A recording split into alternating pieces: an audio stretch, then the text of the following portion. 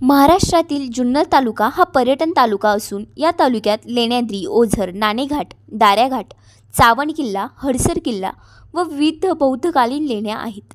हे पर्यटन पाहण्यासाठी महाराष्ट्रातून व महाराष्ट्राच्या बाहेरून पर्यटक मोठ्या संख्येने तालुक्यात येत असतात। मात्र प्रवास करत असताना तालुक्यातील एकमेव नारायणगाव आगाराच्या लालपरीने हा प्रवास सर्वसामान्यांना करावा लागतो। मात्र हा प्रवास करत असताना आता मात्र प्रवाशांना जीव मुठीत धरून प्रवास करण्याची वेळ आली आहे। कारण बहुतांश एसटीच्या खिडक्या निकाम्या झाल्या आहेत, काचा तुटल्या आहेत, पत्र्यांची अवस्था वाईट असून ड्रायव्हरला देखील बस चालवताना जीवावर उदार होऊन बस चालवाव्या लागत आहेत।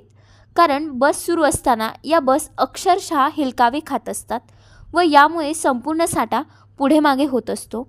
यामुळे कदाचित अपघात देखील घडू शकतो। मात्र या गोष्टीकडे नारायणगाव आगाराच्या प्रशासनाचे वेळीच या गोष्टीची दखल घ्यावी, जेणेकरून प्रवाशांना चांगला प्रवास करता येईल।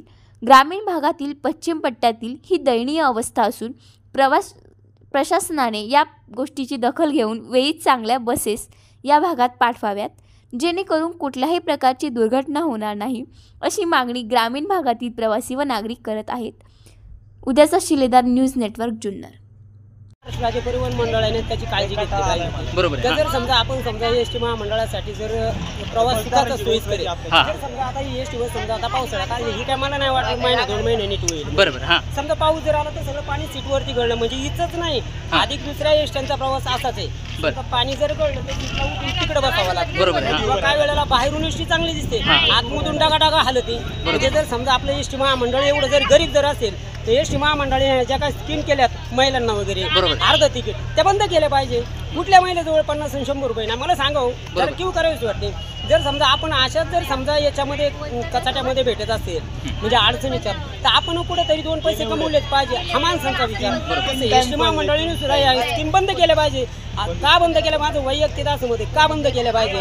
कुठच्या महिलेजवळ कुठच्या माणसामध्ये कुठच्या घरामध्ये आज 10 ते 100 रुपये नाही, हा समजा 1000 रुपयाचा प्रवास असेल तर ठीक आहे, त्याच्यामध्ये डिस्काउंट द्या म्हणा, पण हे योग्य नाही। आणि जर समजा ते असेल तर हे बंद करा ना। एसटी प्रवास तुम्ही नाही म्हणतात, तुम्ही सांगताय सुखाचा प्रवास, एसटी प्रवास हा कुठला प्रवास आहे? तुम्ही वाटलं ते आता हे मोबाईल घ्या आणि पूर्ण एसटीचा म्हणजे व्हिडिओ बोलण्यापेक्षा मी पूर्ण व्हिडिओ काढला बाजून आणि बाहेरून त्याचं हे करा ना, फोटो काढा। म्हणजे मी जे बोलतो ते खोटं बोलतो असं नाही, म्हणजे तुम्हाला पण कळलं पाहिजे। म्हणजे हे एसटी महामंडळाने त्याची दखल घेतली पाहिजे। बरोबर आहे। आता आगामी निवडणुका येतात आहे, आता 1 मिनिट, निवडणुका आल्या म्हणजे तुम्ही ते तात्पुरते आश्वासनं देतात, बरोबर, आश्वासनं देतात, त्याच्यानंतर काय तुम्ही करतात, बरोबर, त्याच्यानंतर काय करतात? आणि विश्वास नावाची गोष्टच कुठली राही नाही। निवडणूक या गोष्टीवरती मला बोलायचं नाही। निवडणूक ही सगळ्यांना माहिती आहे, याच्यामध्ये समाज असा सक्षम असला पाहिजे।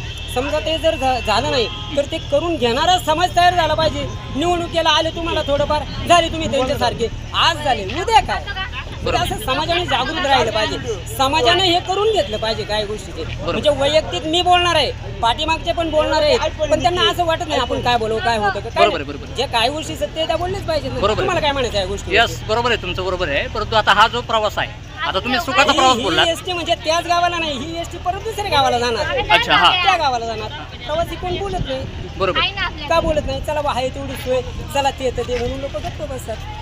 आता समजा हीच एसटी जर समजा पुणे नाशिक तुम्ही हायवेला सोडा, बरं ही एसटी तुम्ही सोडणार आहे का? मग ग्रामीण भागामध्ये उलट ग्रामीण रस्ते जरा थोडेसे कमकुवत असतात, त्या ठिकाणी तुम्ही चांगली एसटी ठेवली पाहिजे किंवा ती वापरू नका। तुम्ही Pune Nashik highway state two हायवेला जर समजा समृद्धी मार्गावर जर समजा ही एसटी सोडली तर किती प्रवासी बोलणार आहेत? मी बोलण्यापेक्षा प्रवासीच बोलणार, तो ड्रायव्हरच म्हणेल अहो गाडी नका ती जरा थोडी खराब आहे, नादुरुस्त आहे, कंडक्टरच म्हणेल ही काय। त्यांचं असं म्हणणं आहे की आम्ही तिथं सांगतो, म्हणजे आगार प्रमुखांना मी सांगत असतो, ते ऐकत नाही, ते असं त्यांचं म्हणणं आहे। नाही, ते ऐकतात पण कृतीशील नाही, त्याच्यामध्ये बदल नाही, ऐकत कोण नाही, प्रत्येक जण ऐकतो। म्हणजे आता हे खेळीमेळीचं वाद नाही, म्हणजे त्याचा विनोद घेऊन तुम्ही काय म्हणाले, ते ऐकत नाही, ते ऐकणारे आहेत 100% ऐकणार, पण कृतीशीलपणा नाही ना, त्याच्यात बदल नाही ना।